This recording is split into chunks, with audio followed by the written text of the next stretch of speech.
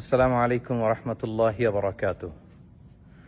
Saudi আরবের মাদায়েন সালেহ বা আল হিজির এলাকা থেকে আপনাদের সবাইকে স্বাগতম জানাচ্ছি।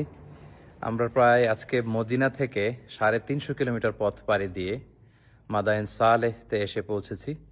এখানে মূলত সামুদ জাতিগোষ্ঠীর বসবাস ছিল, যাদের হেদায়েতের জন্য আল্লাহ তাআলা সালেহ আলাইহিস সালামকে নবী করে প্রেরণ করেছিলেন। এবং সামুদ জাতির বৈশিষ্ট্য ছিল তারা পাথর বেষ্টিত এলাকায় তাদের জনপদ ছিল এবং পাথরকে খোদাই করে, পাথরের মধ্যে শিল্পকর্ম করে, খোদাই করে, ডিজাইন করে তারা পাথরের ভেতরে তাদের বসবাস স্থাপন করেছিল।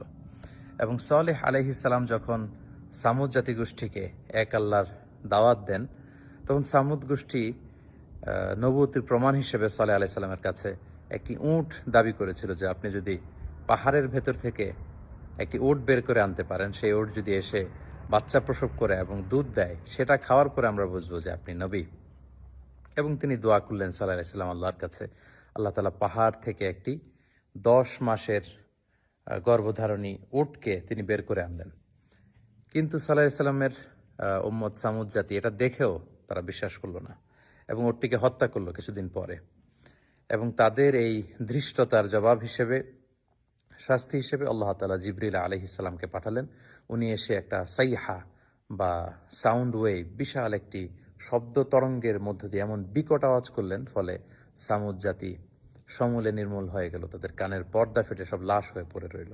এবং সালেহ আলাইহিস সালাম পরবর্তীতে মুমিনদেরকে নিয়ে মক্কাতুল মুকাররমাতে চলে গেলেন। প্রিয় সুধী, এই হিজির এলাকাতে যদি আপনারা আসেন, বা যেটাকে মাদায়েনে সালেহ বলা হয়, এখানে বিশাল বিশাল পাহাড় দেখা যাবে, কিভাবে পাহাড় খোদাই করে তারা তাদের বসতি নির্মাণ করেছিল, কিভাবে তারা এখানে ছিল, এবং ধ্বংসাবশেষ পরবর্তীতে এখনকার যে পাহাড়ি অঞ্চলটি কেমন, সেটা দেখে আসলে আমরা অবিশ্বাসীদের যে করুণ পরিণতি যুগে যুগে হয়েছে, যারা ধৃষ্টতা দেখিয়েছে আল্লাহর সাথে, আল্লাহ রাসূলের সাথে, আল্লাহর বিধানের সাথে, এবং যারা সীমা লঙ্ঘন করেছে, তাদের পরিণতি কি সেটা কিন্তু আমরা বুঝতে পারি।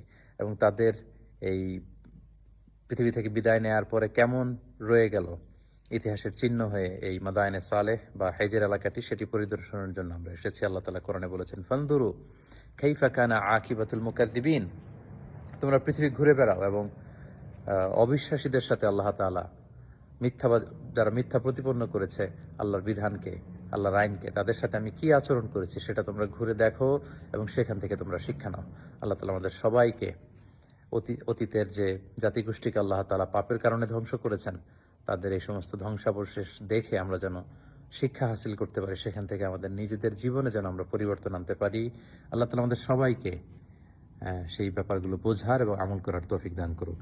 সৌদি আরবের মাদায়েনে সালেহ এলাকা থেকে বিদায় নিচ্ছি। আসসালামু আলাইকুম ওয়া রাহমাতুল্লাহি ওয়া বারাকাতুহু।